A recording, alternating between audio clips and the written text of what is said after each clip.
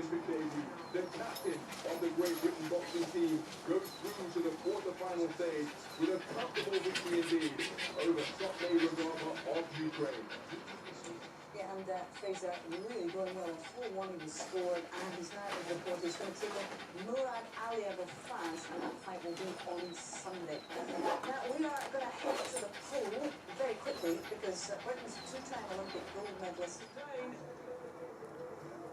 Remember, the points are close in this one, so these girls are racing out like it's a final. They want to make sure that they qualify and get through. Everyone's just scrapping. No idea whether this will work, but yeah, I've had the thought now, so